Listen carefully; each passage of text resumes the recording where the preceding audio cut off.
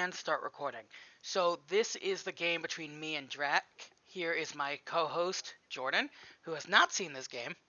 Hello, I have not. This will be a fresh run. Alright, so I won. I don't remember everything that happened. Unfortunately, I have to do this in post because I forgot to record it at the time. Luckily, there's a replay feature, but this was an insane match. The best I've had in this entire league. So Really? I have a relatively solid hand. No especially with that Solemn Judgment. But I don't really want to start the game summoning Gumo. And It'll give us more insight if you did show both for hands, by the way, bottom left. yeah, but I really want to show this from like my perspective, as if because that's how you would see it in a live game. Oh, okay, so you just want to run through your Yeah, POV. yeah. I see. Now Okay. I didn't want to summon Gumo, especially with like Judgment. I don't want to be having my life points so much, especially this early. So I just play my Witch and try to see what they're gonna do, and then I can base my play off that. Upstart Goblin. I'll take the 3,000 health. Maybe Another I can play just you play could, like next play. yeah. So he gets Do this. you Hmm? do you have magical hats in this deck? Magical hats? No, magical hats isn't a card. Or I'm Yeah. sorry, white magical hat. Oh The yes, guy. yes I It's do. actually a pretty good follow-up play here if you search that Dark Hole this board. I thought about it. Maybe a conservative play. I thought about it, but I figured after I make him discard, if he just has another beat stick, and then I feel like railroaded into playing Gyrate Gumo.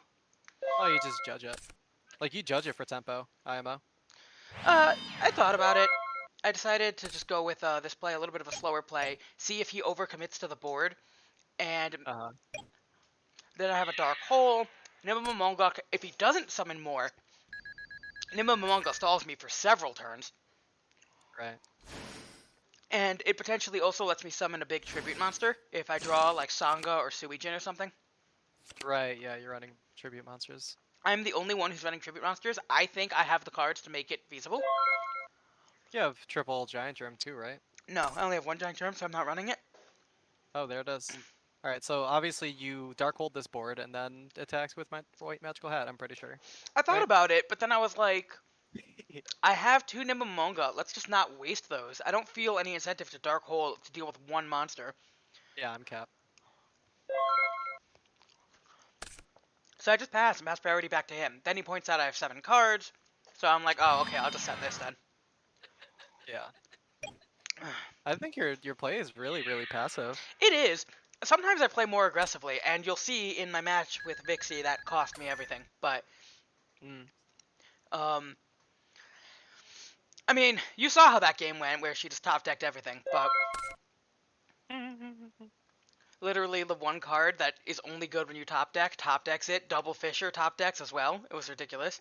Anyway, so I think about how I want to do this, and I'm just like, okay, let's just get floaters here. And if I get monsters in the grave, then Shadow Ghoul becomes more and more powerful as this builds up. Interesting that track is also not building. And then at this point, he says something like, alright, I'm tired of sitting on this board, I'm just gonna go. And he uses Painful Choice, and I'm like, okay, let's see what he's got. I mean, I don't think Painful Choice is a good card yet. I just don't think there's enough cards that can benefit off of it. I can't even think of one right now that would Yeah, benefit there off are of no that. cards that get benefit out of straight going from deck to graveyard. So, Yeah, personally, I think it's a bad decision to run it. And so he right sends, now, yeah. or to run it right now. So he sends 7-colored fish, Shining Angel, Sangin, It's gonna Witch. be Alessio? Yeah, exactly. And he's thinking for a while on his last one. Oh, I love the lag on Dueling Book. And another Sangin, because he's like, I can't come up with anything. So I'm like, yeah, just take the 7-colored fish. I'm not letting you get any floaters. And then I'm hoping he's just going to summon it immediately. And he does. So at this point I realize his hand, he's not playing conservative to play around Dark Hole. His hand is just trash, and he has no monsters. So he kills my Nimamonga, I heal 1,000. He goes my Flying Kamakiri. I bring out another one. I got 3 of these guys, and I don't like them because wind is like the worst attribute. I'm playing a Sonic Bird just because it's the only thing that it can go into other than itself. So here I'm like, okay, now we can go for the counterattack. I feel a little bit more comfortable doing that now. So we play the Dark Hole. We kill everything, and we play the Magical Hat. I feel like that play could have been done a while ago, though. You're I don't right, know. but I was playing a little bit passive because I wanted to see if he'd commit more to the board first. Plus, doing it this way, like, I didn't really lose anything, Uh, and I just gained life points by having my Momongas heal me. did he Plus, just look at how big the grave discard is now. the And he turtle? discarded Crab Turtle, and I was like, oh my god, now I see why. Now I see what happened. He actually bricked, and I could have punished harder, but I was playing a little bit safe just in case he had answers. So he's playing Ritual Monsters, and it bricked him. Yeah, and then you realize you win from here, so. Right? Yeah, you I win from realized here. that it's very hard for him to Nice. come back. Yeah, So I draw a he's Robin playing. Goblin, and I'm like, Yeah, oh, I'm preparing to just not let him have any cards. right. So I summon Sonic Bird, and I'm just gonna poke him for 2,400. I really don't want to lose half my life points when I have this many, but in hindsight, that's still probably being too passive. I probably should have just played Gubo for the extra damage, even if it did. Well, it might have cost me 5,000 life. I don't know. I actually agree with holding Gumo. I think cards um that have very specific counterplay should be held until there's less resources on the opposing side. Okay. So, oh, it's actually showing me the defense, even though there's no way I could know that. That's funny. Yeah. Okay, whatever. So I see this, and what do I do here? Yeah. So I play the Gumo. Oh, I like this. And I play Share the Pain to give up a Gumo. Really? Because now I have Robin Goblin, which is a triple discard. And what if that was Maneater Bug or Hane Hane? Yeah. I was just gonna. I would rather share the pain the bird. Um, I like the idea of not losing all my life points when I have this big of a lead on life, but maybe that's dumb because I have Solemn Judgment anyway, which is going to give up a ton. Yeah, because if he summons a seven-colored fish, your board. Well, aside from Judge, like if he heavy storms, like birds you. But you do have another Gumo, so I guess it's a wash anyway. It doesn't really matter. So he plays Senju, and I'm like, alright, go nuts. Yeah, search all you need to. Go for it, man. Oh, and he doesn't even search. So he kills my White Magical Hat, and I'm like, okay. To be I fair, was that search the monster or the spell? This one searches the monster. He discarded two turtles already, so Oh, that's super unfortunate. yeah Um, he only has the two. in this game, I feel like Noah from the Yu-Gi-Oh! Season 3 finale duel with my life points versus his, and it's like, oh, that really hurt. Yeah, it's so cool. You totally get that reference, right? You watched the show, right? Yeah, I love the show. It's my favorite. My favorite character is Anyway, so Alright. what's next So I here? draw Cyber Jar, and I'm just like, okay, at this point, I'm just gonna look for lethal here. Because this is a discard. If that was Mirror Force, he definitely would have used it before, before discarding 3 cards. So I'm like, I'll take the damage just to hit him, and this is a lethal on board. So he shows me he has nothing, and that's it. That's it for game 1. He's running Beckoning Light and also a non-light ritual. Was that correct? Beckoning Light? That was, Oh, Or he's running... Luminous Light? I forget what that card's called, but it's the field spell that gives light. Right. I think it's called Luminous Light. Oh, so in this second game is the best one of the match, if I recall. So he plays Confiscation. He has Confiscation and Painful Choice. Yes. That's insane. No time to be jealous. What would you discard here? Turn 1. I mean, I guess it depends what's in his hand. I mean, in a vacuum, it would probably just be. In a vacuum, I think Dark Hole has the most potential, especially when you're going first. Oh, Because I'm going second. if I'm the person that has Oh, Confiscation, sure. I would use Dark Hole Hmm. because it's very easy to to play for tempo that way. If you just Dark Hole the board, He decided my Momonga is Nimble was jumping too up. obnoxious to deal with, so he just gets rid of that. Doesn't matter if it's obnoxious; it's answerable though. Like, when is it ever gonna matter that you have dudes with that hand? I hear. The answer is it doesn't really matter, especially since now he just set up his Spear Cretin to summon Momonga. Yeah, that was my thought. Anyway, I play Yeah. Witch of the Black Forest. Just see where this gets. Oh, sorry. Oh, and you found I it. changed Ooh, my okay. mind and then went for Sphere Cretin for the Momonga because I know he has no grave. And then he plays Right. Confiscation. And I'm like, oh, well, now he's going to Yeah. know that it's Spear Cretin. He has 2 confiscation. I think he has 3. You're. It must be nice. I know, right? I literally have 2 storm. That is all my deck has. Oh, This is not for bad. long, buddy. It's been banned. Yeah. Yeah. Yeah. Yeah. I have no other good. I have no other banned cards That's except Cyber Jars, I guess. So this time he says, okay, time to get rid of the Dark Hole. Because he was debating between Dark Hole and Momongo the first time. It was, yeah. Well, the correct choice was Dark Hole the first time around. Now, The second choice was Witch after now that that. I know this was Magician of Faith, I'm kind of surprised he didn't flip it to get his first Confiscation back. Maybe he felt Yeah. that's not really enough of a tempo-winning move because he doesn't actually have a whole lot going, but he's got a Witch, so I don't know. And no, that's really weird actually, because that card's the purest Mhm. neutral. So I thought Okay. about flipping Spear Cretin and using Share the Pain to get rid of one of his guys. Granted, I didn't know what either of them were, but the Yeah. idea would be then I get my Momonga back, but then I'm like, oh, but then he just gets his thing back. And if it's like Right. a Witch or a Sangin, that's really unfortunate for me, so I didn't do that.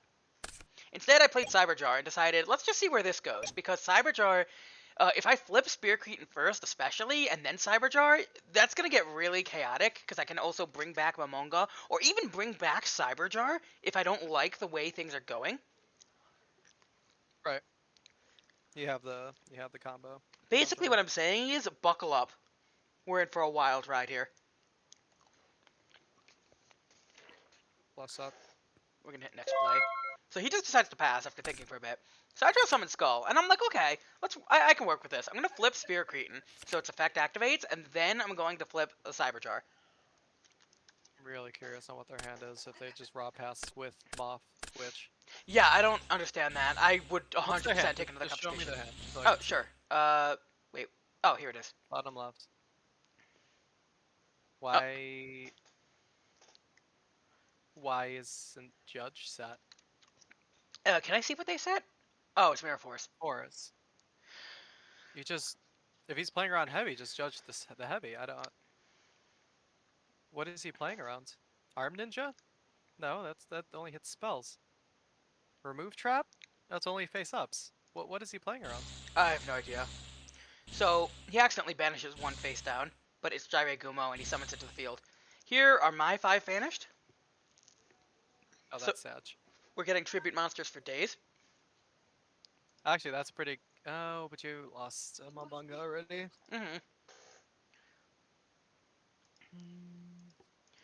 So he Yeah, how decides do to you put. feel about this many tribute monsters? Are you I'm happy sorry? with it? How do you feel with that many tribute monsters? Are you happy with it with playing Jar? I mean, I can make it work. It's a little bit unfortunate, but if I can get one to the grave, Spear Cretin You just becomes keep very using it. valuable. Yeah. And next set, it's gonna like the ability to pull from the grave is only gonna get more powerful.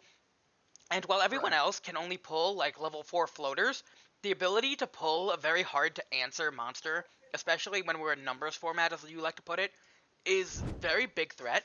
And so I feel my deck can actually pull off tribute monsters, even though most people feel they're not worth running. How many Cretan are you running? 2. I wonder if you can do like a reanimator strategy. You'll have to wait till you get like Raigeki Break.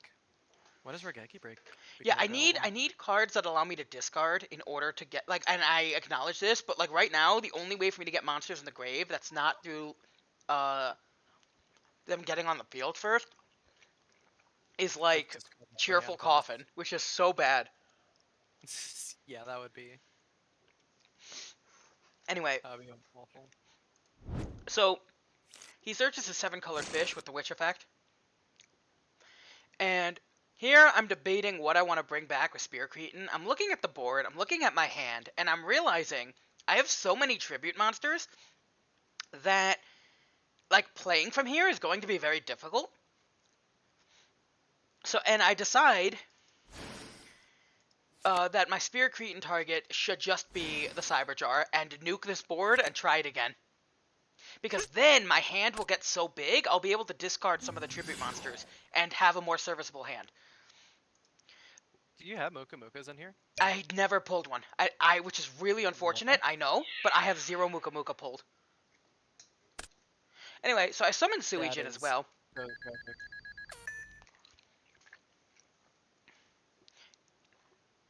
And from here, I believe I'm going to set my Robin Goblin. Oh yeah, I told him that, set that. I know he's got his Moth. But he didn't seem happy pulling his Confiscation earlier. So, but this time he does it. And he switches his Spirit of the Harp to attack position, and he just decides to attack straight into the Cyberchar. And I say, okay, let's do it again. Round 2, baby. Oh, I also activate my Robin Goblin because he took 100 damage to do that. And summon Skull to the grave. So here's my 5 cards. Much better this time around. And here's his 5. And I'm like, oh my god. I see the I see the jar, and I'm like, okay, this is So he puts his jar, and he decides to put it in defense position. Can't imagine why. And I take my Confiscation in my hand, as well as my Tailor of the Fickle. Oh, of course you have a Confiscation too. You people are insane in this game. Luminous Spark, that's what it's called. Okay. Now, it's his battle phase, so we get to finish the turn. And he decides to continue his attack and just kill my Sangan. So I go, okay, I'm going to pull White Magical Hat. He plays the Luminous Spark. That guy's now 1900. Puts another card face down. And there's the Delinquent Duo. So let's just drop that down right away. Start working away at his hand. Between Delinquent Duo, Robin Goblin, White Magical Hat, I give us both a bunch of cards, and then my plan is to just leave him with none. I think Soul Exchange comes out next set too, right? Does it? I thought Soul Exchange was like a starter deck Yugi thing. Oh, no, yeah, I think it's one of the starter decks, actually. So I play the Duo first, then Confiscation. I think that ordering is just better.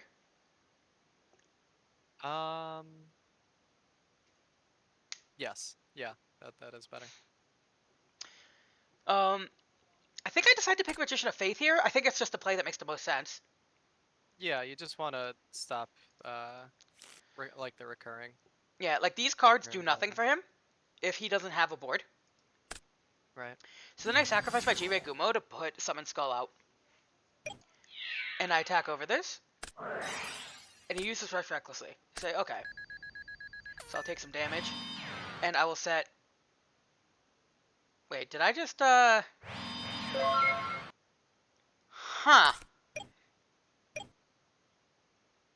Huh. I guess neither of us caught that. I just summoned twice in one turn. Wow. I guess the turn was really chaotic, and we spent a lot of time thinking about what we want to do, and we just completely didn't notice that. That's a little awkward. Just blatantly cheating here in this card game. Yeah, that's actually a huge differ. Yeah, that's what is this, YCS Dallas? That's what I'm saying. Was it any remote dual tournament ever? Was YCS Dallas remote? I thought that was in person, where the guy got like 3 battle phases in the final. No, that wasn't remote. It's just every single remote duel tournament has had drama because of like blatant cheating. So here, like, again, his cards not really doing a whole lot for him. Yeah. I mean, two of the 5 are ritual related. Yeah, and he has a Malevolent Nuzzler, and getting that information is huge because I know I have a Tailor of the Fickle face down. That's hilarious. Are you maining Taylor? 1, right? I was maining 1. When I saw what he was running in game 1, and I knew he was running Stim Pack and Malevolent Nuzzler, I sided in a second copy. Nice. So he plays Upstart. I flip my Kamakiri face down. He puts Shining Angel out, Malevolent Nuzzler, and he attacks. So I activate my Tailor of the Fickle and give Nuzzler, I give this spell to Dark Elf. He takes a lot of damage. Robin Goblin discards the Confiscation out of his hand. One of them. God. That's actually so huge.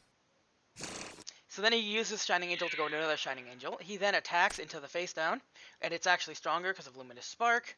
Right. I bring out another Flying Kamakiri. He then attacks into that with the new Shining Angel. I take my 500 damage. And I bring out my Sonic Bird. Now he plays Confiscation. His other one. His third one of the game. He just discards heavy, I assume. And he gets rid of my Solemn Judgment. What? So if you remember, he does have a Solemn Judgment face down to deal with heavy.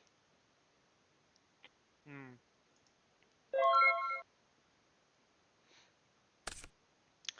So here... Now, I'm skipping through this, but there was a lot of thinking time during this whole game just because we had so many cards. So I decided to play White Magical Hats, and here I considered for a while just playing heavy, but I knew what all of these cards were, like for the most part, because I saw them off of Jar, but I miscalculated. I said this one has been sitting here for so long, I thought it was just one of the random things he pulled off Jar. So my thought process was he didn't play anything last turn, and this one has been sitting on the field for such a long time. There's no way he has Mirror Force here. Oh, you played into Force. That's sad. But now here's the thing. Even if I did Heavy Storm first, he had Judgment ready for it. So this Mirror Force, and this is, I think, the game-winning moment for him. Oh, I agree. So I played Gumo just to try to have some kind of board presence. I think got the a little issue bit is greedy to one of discard the his whole hand there with Robin Goblin. Yeah. He plays Stim Pack. And he manages to beat over it. And now my Suijin, I just can't get it out. I play my Maneater Bug, just try to stall the game. Stop You don't want to defense. fissure that? I'm sorry? You don't want to fissure anything? I figured he might put something bigger out because his guys were... Like, it would have just killed Spirit of the Harp.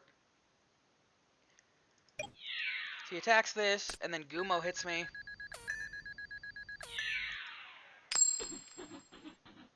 I don't remember what he called, but I guess he called it right.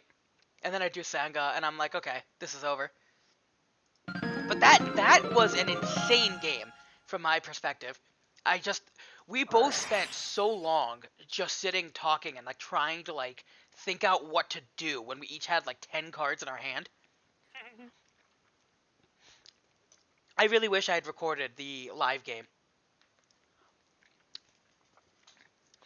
Ugh. So we side our cards. Like, I feel like these games are like really back, or that game at least was extremely back and forth. But Mirror Force is just a really good card. Nimble Momonga, Robin Goblin. We have Sanga. We could tribute both Nimble Momongas for Sangan, which is the more aggressive version of what you kind of wanted me to do in game 1. But he doesn't attack it. He puts a Shining Angel down. Puts Sangan down. He plays Confiscation because of course he does. And now he has a choice between Dark Hole and Heavy Storm. Like, which one do you pick? It's not an easy choice. He decides to go with Dark Hole. And, I mean, it makes sense. Heavy Storm can be played around. Dark Hole is a lot harder to play around. And now that he knows I have Heavy, the value of Heavy is just so much diminished. So I put Jerry Gumo out, but I don't feel like attacking into a board with it. Plays Confiscation, again. Decides to just get rid of my Sanga, and I'm like, oh, that's brave, but okay. It's insane that people were complaining about my 2 heavy storms, but we have people to play set up Confiscation. Yeah, blows my mind. No, I mean, are you talking about, like, the, Well, okay, we'll talk about the ban after. Just remind me, I have something I want to say about that, but I don't want it on video. So he plays Zone Gumo, and now we enter the stare down. I have White Magical Hat. Can't really do much with that right now, but we'll get there. I've got my Momongo, I've got my Sangan. I'm willing to just let this develop. He attacks the Sangan. I opt to search Spear Cretin, because now that I have Sanga in the grave, like, anything he could get back is not going to match that. Even better if I give him nothing for it. Anyway, I set the Spear Cretin. He attacks the other one, so I get my Nimble Momonga, I get 1,000 life points, get 2 more Momongas. Ugh. But now the problem is I can't get my Sphere Cretin into the grave. I don't have a way to do it. If I had like a Summon Skull right now, this would be amazing. Flip, Summon Skull, bring back Sangha, and then walk into Mirror Force and be very sad. But I flip my Sphere Cretin just to get its effect whenever. Oh no, I decided to just sack my Sphere Cretin immediately. Because I realized that this is the best time to do it before he can get anything in his grave. And that this attack is completely worth it. Because now he has to answer this. Okay. And now we'll attack over his Gyre-Gumo. And activate Robin Goblin. Yeah, okay. You said I wasn't aggressive enough last game. This is aggression. But then, this man actually sided in Electric Snake. And if you don't know what that does, here you go. I could not believe I actually got Electric Snaked. Could not believe that happened. Like, if it was the Liquid Duo, fine. But I actually picked it out of his hand randomly with Robin Goblin? Are you kidding me? So now he's got a really big hand. Like, I've just helped him so much. I remember the tail end of this now. I think I saw the tail end of this, and then I dipset. So now my Heavy Storm, I don't really want to play it and lose my Robin Goblin. And at a certain point, I remember thinking, oh, I wonder if he removed his equip spells because he saw me play Tailor of the Fickle, and my Tailor of the Fickle might just be dead. But anyway, so I Tribute and I summon Shadow Ghoul. And this seems like I'm walking into Mirror Force, but I think I thought if he had it, he definitely would have played it, or activated it last turn. Because it would have killed my Gumo and Sangha. I think that was my logic. Uh-huh. So he takes Cyberjar, and I'm like, oh, well, that's... Maybe I did overextend quite a bit here, but okay, we'll see what we can get here. Kill another Sangan. He gets his search. God, this is just floaters, the format. Plays the Cyberjar. It's pretty obvious. Just in case of walking into Mirror Force, I turn my Sangha to defense. I figure it doesn't really matter because Cyberjar is going to do its thing, but might as well drain his resources by pulling monsters from the deck over and over. And then he decides, you know what? No, I'm not going to activate Shining Angel. So I'm like, oh, okay. So I guess he saw through what I was trying to do with that attack. So he flips the Cyberjar. We nuke the board, and then here we go. So a pretty solid pull for me, and then I accidentally banished the 6th one. Don't worry, I put it back.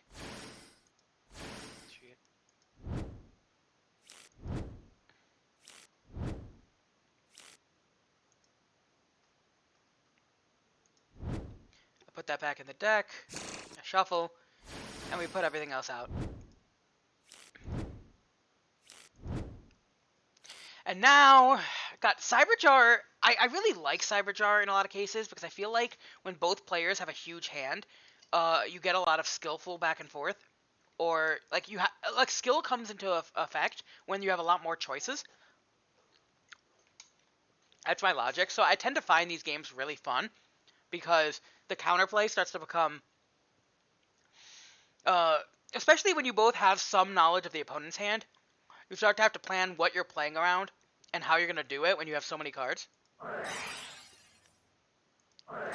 So then he equips Malevolent Nuzzler to 7-colored fish and a black pendant to Gyre-Gumo. And so he moves it over there just to make it a little more clear. Plays Senju, plays Luminous Spark, and I'm like, oh my god, okay. So I thought for a while here, I have Tailor of the Fickle. Which equip spell do I take and who do I give it to?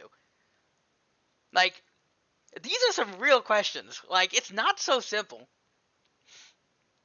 But I decide to take the Malevolent Nuzzler and put it straight onto Dark Elf. I thought about taking the Nuzzler and putting it on Gumo. That way he would crash and kill Dark Elf, and then my Gumo out-damages his Gumo. But then his Gumo could still kill my Dark Elf. I figured this way, they'll crash, and my Dark Elf is now the highest attack on the field. So I figured it made the most sense to do it this way. Oh, wait, no, we don't crash because he has the black pendant. Still, though, my Malevolent Nuzzler now makes it so that Dark Elf and Gumo tie. I don't know, maybe it made more sense to put Malevolent Nuzzler on Gumo, but this is how I did it. And then he plays his own Tailor of the Fickle, so it didn't matter anyway. And he moves his own Malevolent Nuzzler back to his Gyre-Gumo. Fails the coin toss, but kills my Dark Elf. Now, that Gumo is wild. That thing has so many attack points. And then he has Rush Recklessly, which he plays for Senju too.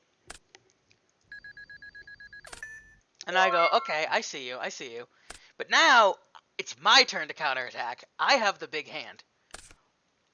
So, how do we play this? Start with Shield and Sword to reduce Gumo's attack. And we'll play Heavy Storm, get rid of all these buffs, so now Gumo's sitting on 100 attack. And now White Magical Hats can beat over Gumo and get the discard. I understand that means that he has advantage with the monster, but I figured with all of these monsters, if I get rid of Gumo and start chipping away at his hand, this should be winning for me, was my logic. I mean, I could have, like, set Maneater Bug or something. I just felt like Shield and Sword and attacking over with White Magical Hat made the most sense for a tempo play. I think you have the most upside with that play. So yeah, that's fine. Okay. So there I Really discard sad that Sonic they have Bird, the least useful card in my monsters. hand. Sorry, what'd you say? I said yeah. I mean, it's really unfortunate that all you have in your hand are monsters. So there's a Solemn Judgment, and I'm like, oh, okay. That can be really helpful later. Especially as I try to finish him, if he tries to stop me with a Mirror Force, because I haven't seen it yet. That's just, like, this is mostly just an anti-Mirror Force right now. Right. It's like the one thing I'm scared of. Understandably. So he kills my Flying Kamakiri. I bring out another one. He sets something that I think could be Mirror Force. I decide that I have 2 Kamakiri in the grave as well as my Sonic Bird, so there's just 1 Kamakiri left in the deck. I decide to sacrifice it for Summon Skull, get some damage, try to get him as low as possible, so now anything could kill him. Even if I hit him with a Maneater Bug, he dies. Not Arm Ninja, I guess. Which, by the way, Arm Ninja I put in because I knew he was running field spells as well as a bunch of equip spells, so Arm Ninja actually has a lot of options for what it can kill. Yeah, I like that. So I sided that in.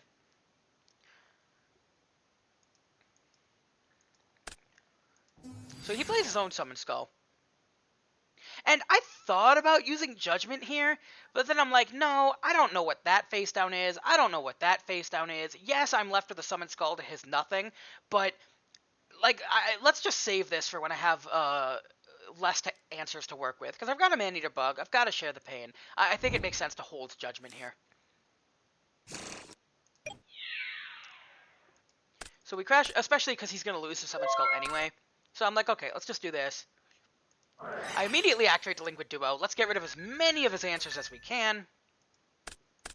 Get rid of his Gumo, and I think discarding Stop Defense makes the most sense. He's clearly on the defensive, so... Well, then again, maybe getting rid of Painful Choice, because this card actually does nothing. Like, this card is so bad right now, which hurts to say, because this card is one of the most insane cards of all time, genuinely. In fact, I think I would put my vote that Painful Choice is the most broken card of all time. I think I would say that with confidence. I'd have to think about it, but it's definitely a top 5. So, I flip my Maneater Bug, I kill the new one, just because I figured this thing hasn't flipped last turn, so I know it's not a flip effect monster, so I don't really know what it's planning on doing. This one could potentially be a flip effect monster, so let's kill that. And it's the Witch of the Black Forest. You get 7 colored fish. So here I decide to summon Witch, share the pain to get rid of his last monster, and then we can attack with Witch. And one of his 2 potential Mirror Forces, I can Solemn Judgment. He decides to Solemn Judgment to share the pain, to which I Solemn Judgment his Solemn Judgment, in order to make sure this goes through, because I'm pretty confident that this is lethal. And we attack, and he reveals his Tailor of the Fickle as the final card. Broken. This was such an insane game.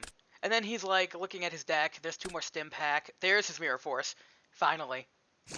He was a little upset that that appeared so late into his deck. But that was the match. What a match, too. Like, honestly, these games were insane. Like, the LOB format was trash. It was just, haha, vanillas. Second format was like, okay, we're still sitting on 2K Defenders, but at least we have some cool cards here and there. And this third set, there is a lot of like we're more effect monsters than vanillas at this point. In fact, we're almost all effect monsters now. We finally filtered out the vanillas for the most part, and Yeah, right. Yeah. and I just feel like counterplay and synergy in the deck is starting to become a thing, and we are finally seeing branches of people building in different directions. Not to mention everyone's staples that they pulled is starting to differentiate people a little bit. Yeah. So I'm really liking this and seeing where it's going to go. This is a great format. Like the formats are only getting better, and I hope it stays that way. Anyway, that's all for this match. That's it. See you next time.